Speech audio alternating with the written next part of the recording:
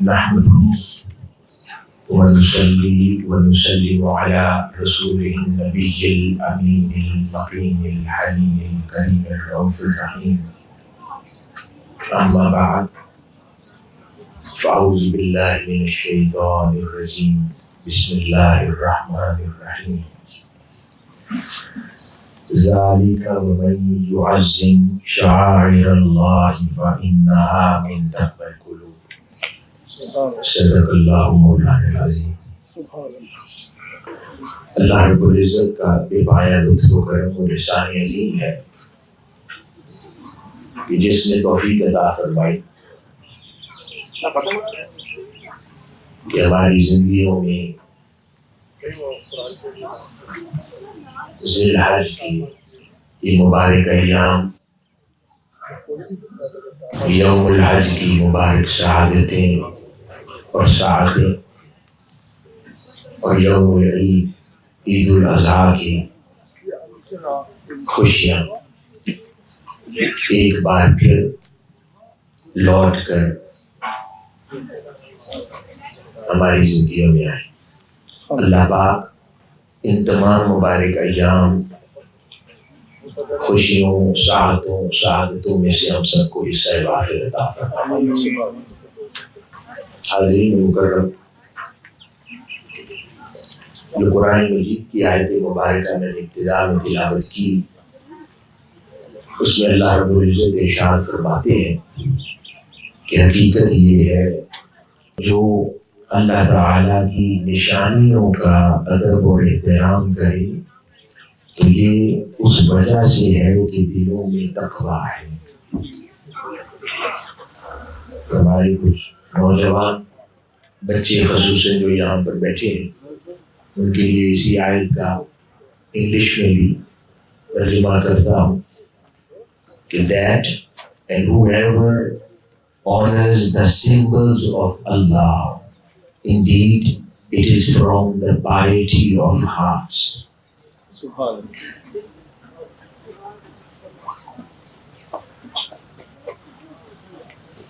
اللہ رب العزت نے جو اعمال صالحہ جنہیں ہم گڈ ڈیڈز کہتے ہیں،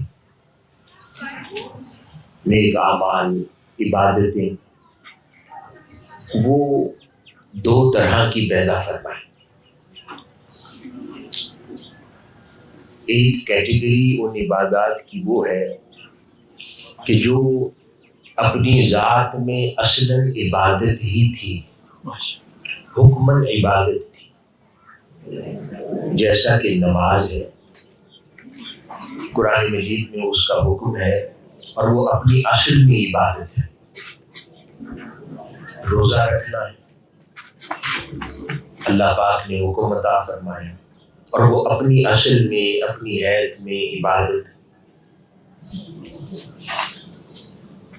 اسی طرح زکوٰۃ دینا ہے، فرض فرمایا اور اپنی شکل میں ایک خاص عمل کو انجام دینا عبادت قرار پائے. یعنی ڈائریکٹلی انسٹرکشنز اس کے لیے قرآن مجید میں ایک اسپیسیفک عمل کی آئی اور اس کو عبادت قرار دے دیا گیا. تو ایک قسم عبادات کی یہ ہے، اور ایک قسم عبادات کی وہ بھی ہے کہ جو ایسے اعمال جو اللہ رب العزت کے نیک بندوں سے رونما ہوئے، ان سے صادر ہوئے اور اللہ رب العزت کو اتنے پسند آ گئے کہ اللہ رب العزت نے کہا کہ ہاں اب ان اعمال کی پیروی میں تم بھی یہ عمل کرتے چلے جانا، تو اس کو عبادت کا درجہ عطا فرما دیا. یعنی دو طرح سے عبادات انجام دی جاتی ہیں.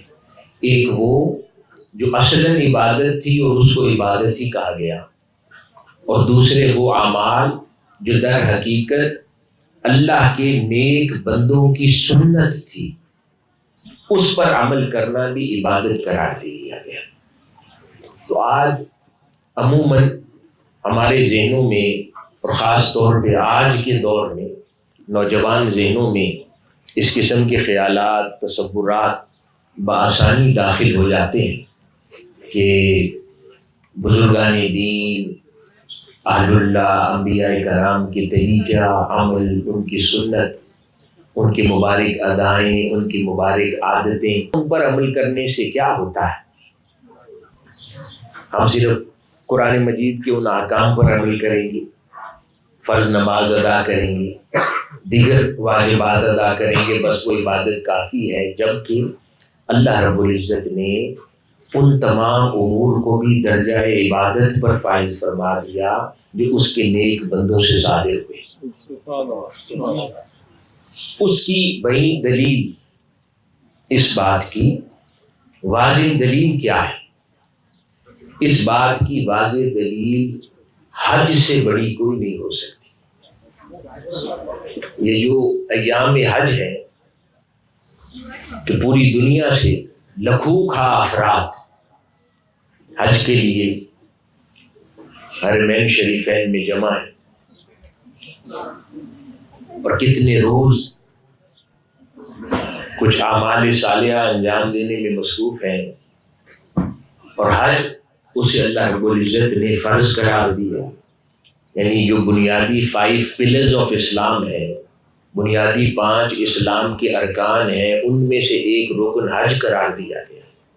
یعنی کہ جو شخص اس کی استطاعت رکھے، وہ اگر حج ترک کرے تو وہ اسلام کا ایک رکن چھوڑ دیتا ہے، اس کو اتنی اہمیت دی گئی۔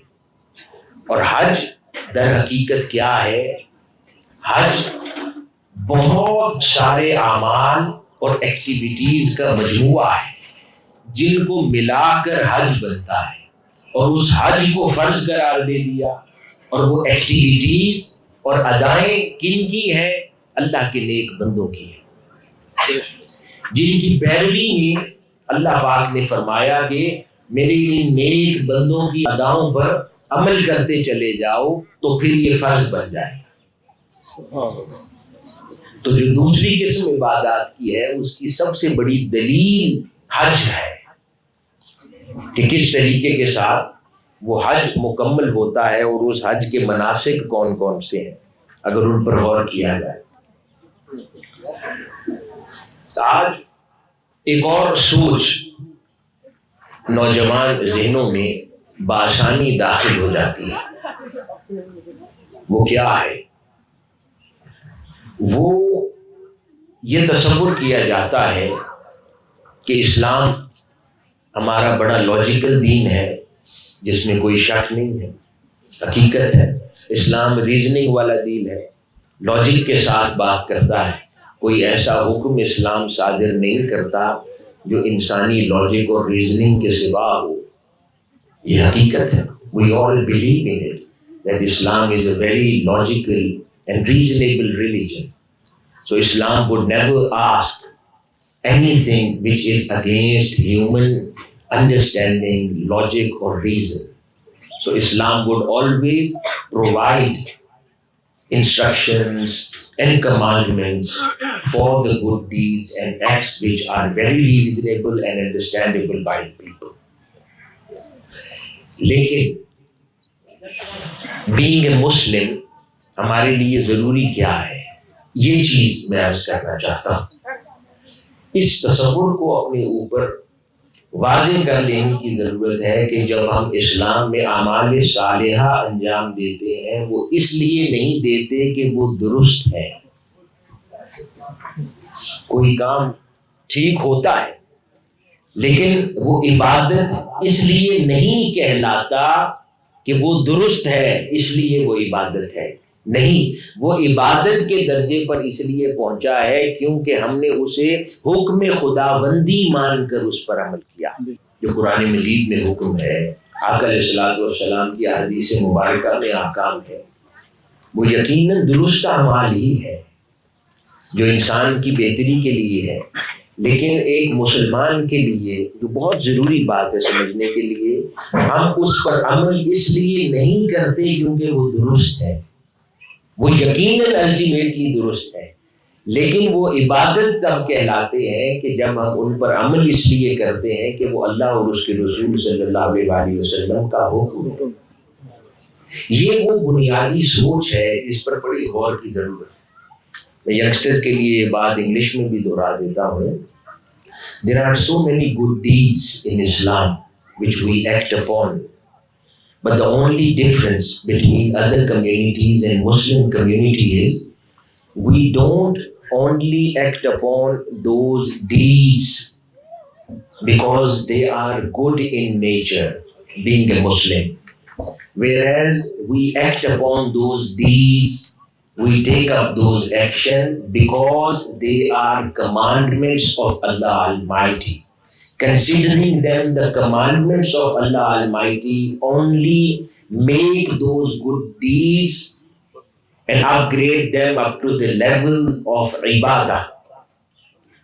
If we do those acts as a good deeds that which are beneficial for the humanity, and do not consider them the commandments of Allah Almighty, they would not be considered ibadah. تو یہ بنیادی تصور ہے کہ وہ عبادت اس لیے ہے کہ اللہ کا حکم ہے۔ اگر اس کی دلیل اس سے برعکس ہو کہ وہ اچھے اعمال ہیں اس وجہ سے اللہ کا حکم ہے، نہیں، یہ سوچ کمپلیٹلی جدا ہو جائے گی۔ وہ اللہ کا حکم ہے اس لیے اچھے اعمال ہیں، اور ہم ان پر عمل عبادت کے تصور کے ساتھ کرتے ہیں۔ اگر ہم اپنے ذہنوں میں اس چیز کو لمٹ کر لیں گے کہ ہاں اللہ کا حکم ماننا ہے، نہیں تو دنیا میں 1000 اچھی چیزیں انسان کو لگتی ہیں جو انسان کا نفس، اس کی سوچ، اس کا گمان اسے بتاتا ہے کہ یہ اچھا کام ہے، لیکن ایک مسلمان کے لیے اچھے کام کا پیمانہ حکم خداوندی ہے کہ اللہ کا حکم ہے تو اچھا کام، ادروائز نہیں۔ اگر یہ اس ادروائز کی گنجائش ایک مسلمان ذہن نوجوان اپنے اوپر کھول لے گا تو اس ادروائز کی گنجائش سے پھر اسلام کے ان احکامات اور جو فرائض و واجبات کی تعریف قرآن و سنت نے ہمیں عطا کی ہے اس سے پھر تعویلات کا رستہ کھل جاتا ہے۔ انسان پھر تعویلیں کرتا ہے، اچھا مقصد تو اچھا کام انجام دینا ہے، تو اگر اس طرح بھی تھوڑا سا بدل کے اس کی شکل کو، اس کی نیچر کو تبدیل کر کے بھی انجام دے دیا جائے تو کیا حرج ہے۔ مثال کے طور پر قربانی ہے، یہ قربانی فرض سیدنا ابراہیم علیہ السلام اور سیدنا اسماعیل علیہ السلام کے اس واقعے کی سنت میں ادا کی جاتی ہے۔ اب سوال پیدا ہوتا ہے کہ یہ واقعہ تو 4-5 ہزار سال پہلے ہوا، تو اس کے بعد جو یہود ہے یا نصارہ ہے، کرسچن کمیونٹی ہے، یہ جوش کمیونٹی ہے، وہ بھی تو ابراہیمک فیتھ ہی کہلاتے ہیں، ابراہیمک فیتھ، تو وہ قربانی کیوں نہیں دیتے؟ کیونکہ وہ بھی سیدنا ابراہیم علیہ السلام پر ایمان رکھتے ہیں۔ تو ہسٹوریکلی اسپیکنگ سیدنا ابراہیم علیہ السلام کے بعد 2000 سال تک یہ دیگر مذاہب بھی قربانی دیتے رہے ہیں۔ اس کے بعد جو میں عرض کر رہا ہوں نا کہ جب حکم خداوندی کو حکم ہے اس لیے عبادت ہے اس سے جدا کر دیا جائے تو پھر تعویلات کا رستہ کھلتا ہے جو دیگر اقوام میں کھلا، اور 2000 سال جب وہ قربانی کی رسم وہاں ادا کی جاتی رہی، اس کے بعد ان کے ٹیمپل، سینیگوگز اور چرچز نے انہیں کہا کہ سیکریفائز ہی کرنا ہے نا، تو آپ کو ضرور جانور قربان کرنا ہے، آپ چرچ کو کچھ دے دیں، آپ سینیگوگ کو کچھ دے دیں۔ تو انہوں نے اس کی علت سمجھ لی کہ مقصد خیرات ہے، لیکن اللہ رب العزت کے اس واضح حکم کے الفاظ سے ہٹ گئے، تعویل کر لی اس کی۔ تو اب وہ خیرات تو سارا سال بھی جاری رہ سکتی ہے، لیکن وہ اب عبادت کی جو ایک خاص شکل ہے اس سے باہر نکل گئے۔ اس لیے میں نے عرض کیا یہ اشد ضروری ہے کہ مسلمان اب آقا علیہ الصلوۃ والسلام اور اسلام کے دامن سے جڑے رہیں۔ اس لیے ضروری ہے کہ ان تمام اعمال صالحہ، احکام خداوندی، فرائض و واجبات، ان کو عبادت اس لیے مانا جائے کہ جو ایگزیکٹ حکم ہے اس کے بعد اس کا فائدہ کیا ہے معاشرے کے اندر، وہ کتنا بینیفیشل ہے، کتنا لاجیکل ہے، کتنا ریزنیبل ہے، اس کے اوپر سیکنڈ تھاٹ دی جائے۔ پہلی تھاٹ انسان کی اللہ کے حکم سے وابستہ ہو کہ اللہ اور اس کے رسول صلی اللہ علیہ وسلم کا حکم۔ اگر ذرا حج کے مناسک پر ہی غور کر لیا جائے تو پھر اس بات کا جواب مل جائے گا کہ ریزنیبلٹی کیا کسی شے کی عبادت ہونے کی دلیل ہے یا حکم خداوندی کسی شے کی عبادت ہونے کی دلیل ہے۔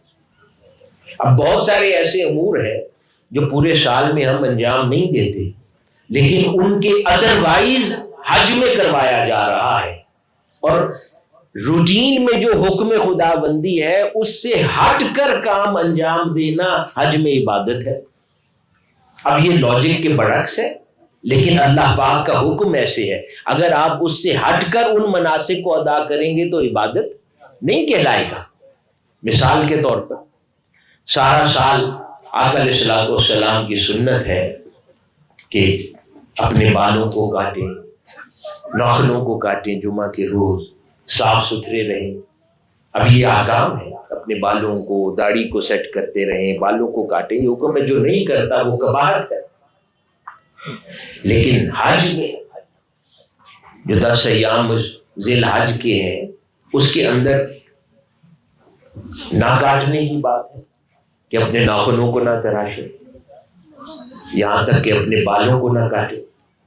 تو اب جو روٹین میں جو چیز سال بھر میں ریزنیبل ہے، تو اب اگر دلیل یہ ہو کہ کیونکہ یہ بات ریزنیبل ہے اس لیے عبادت ہے، تو حج میں یہ کیوں عبادت ہے ادروائز اس سے؟ تو مقصد ہے کہ یہ حکم خداوندی ہے کہ انسان اللہ کے حکم کے آگے سر جھکاتا ہے، وہ سر جھکانا عبادت بن جاتا ہے۔ اسی طرح سارا سال انسان بنتا سنورتا ہے، اپنے بال کنگھی کرتا ہے، کوم کرتا ہے، برش کرتا ہے، اچھا لباس صاف ستھرا پہنتا ہے۔ آقا علیہ الصلوۃ والسلام کی سنت ہے اچھا لباس پہننا، خوشبو لگانا۔ پھر یہ احکام تعلیم فرمائے گئے ہیں کہ اس طرح بن سنور کے صاف ستھرے رہو تاکہ لوگ کراہت محسوس نہ کریں۔ لیکن جیسے ہی حج کے ایام داخل ہوتے ہیں فرمایا جاتا ہے اپنے احرام کو خوشبو سے بھی دور رکھو، اور اپنے بالوں میں برش اور کوم بھی نہ کرنا کہ کہیں تمہارے بال گر نہ جائیں۔ اور جب تک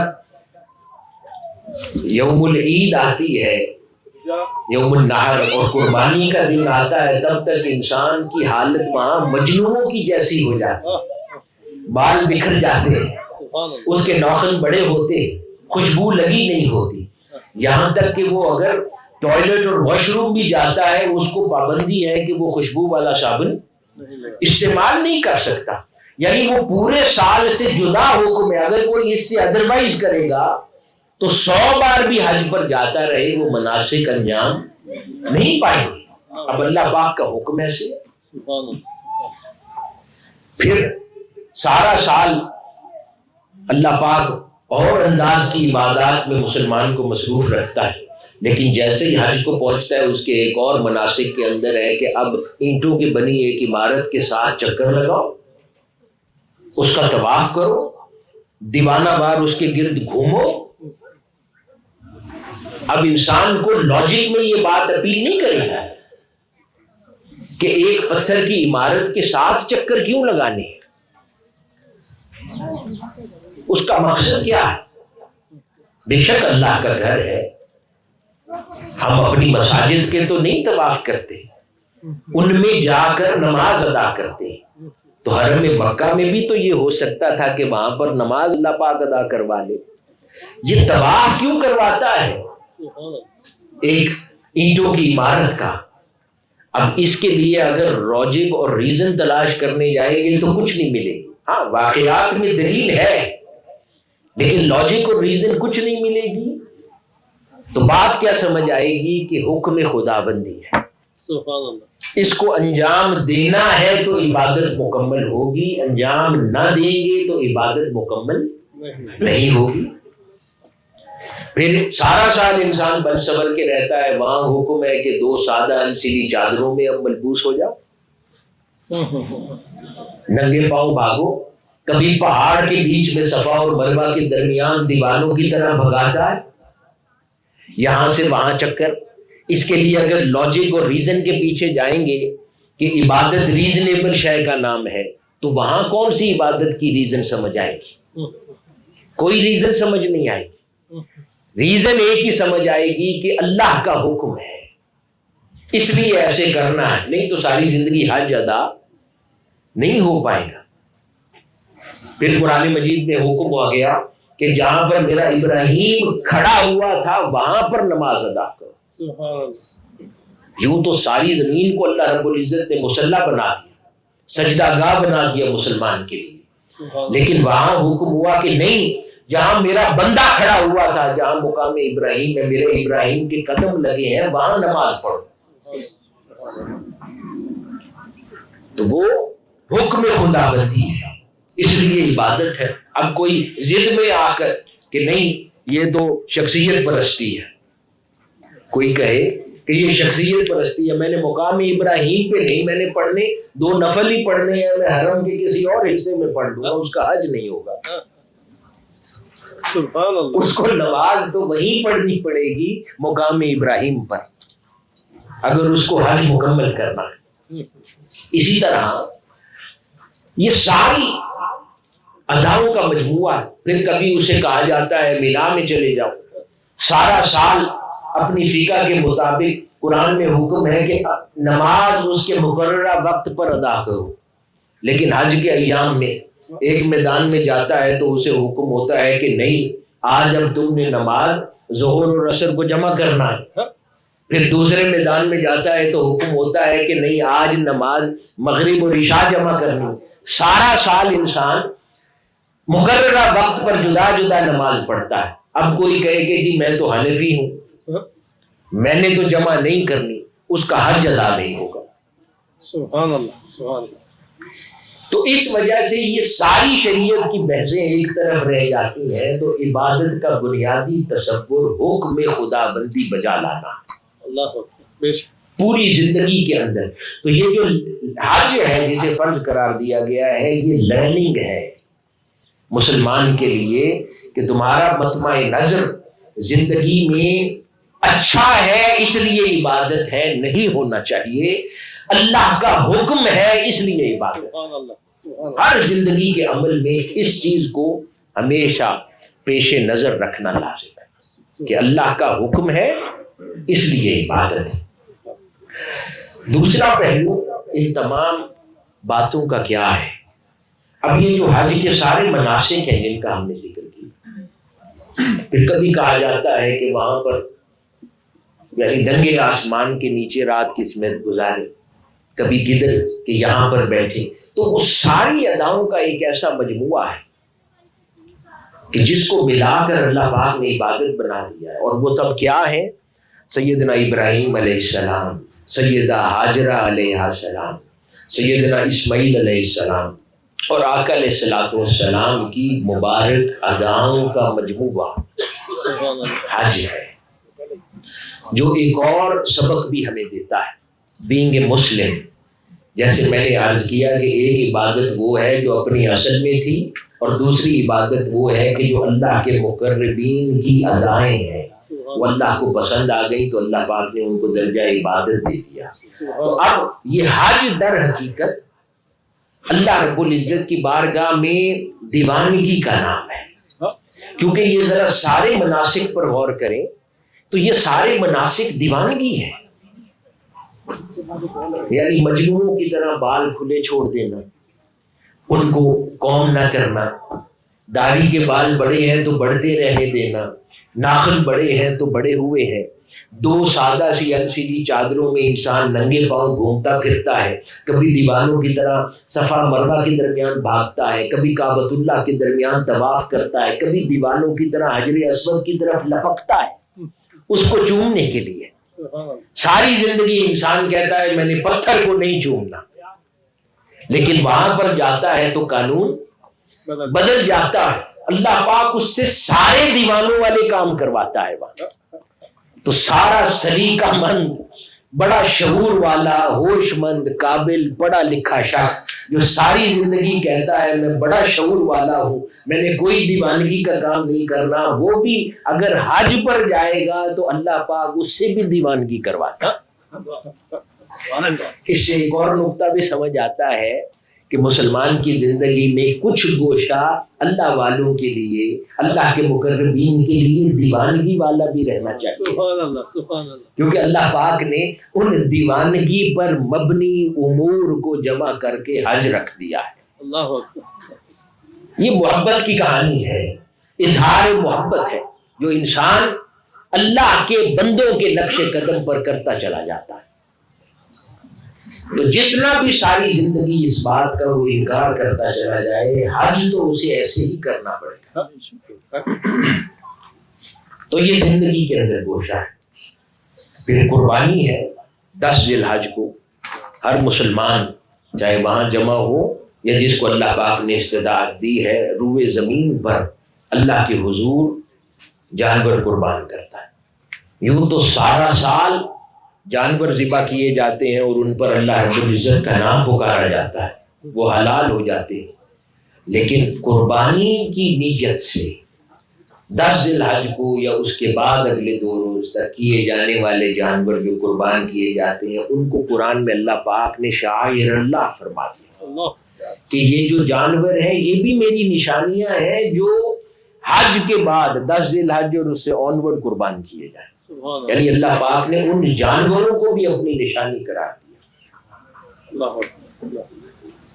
اس کے علاوہ پورے سال میں وہ نشانی نہیں ہے، وہ اللہ کی مخلوق ہے، اللہ اور انسان کے استعمال کے لیے پیدا فرمائے، لیکن حج میں اگر کیا جائے تو وہ درجہ عبادت اس طرح ہے اور اللہ پاک انہیں اپنے شعائر میں شامل فرما دیتا ہے، پھر اس کو انجام دیتا ہے، صدقات کرتا ہے، خیرات کرتا ہے، وہ تمام اعمال جو اللہ پاک نے جمع فرما دیے ہیں۔ اسی طرح بڑی عجیب بات ہے، سارا سال انسان کو تعلیم دی جاتی ہے اور یہ صحیح تعلیم یہی ہے کہ عاجزی اور انکساری کا پیکر بنے، عاجزی اور انکساری کا پیکر بنے، غرور اور تکبر کو یعنی زمین پر اکڑ کے چلنے کو گناہ تصور کیا گیا اور تعلیم کیا گیا کہ اللہ رب العزت کو یہ عمل سب سے زیادہ ناپسند ہے کہ کوئی زمین پر اکڑ کے چلے،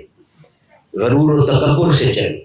لیکن جب حج میں طواف کعبہ ہے اس میں حکم ہے کہ پہلے 3 چکروں میں اپنے آپ کو اکڑ کے رکھیں، سینہ اٹھا کر اکڑ کے پہلے 3 چکر طواف کے لگانے۔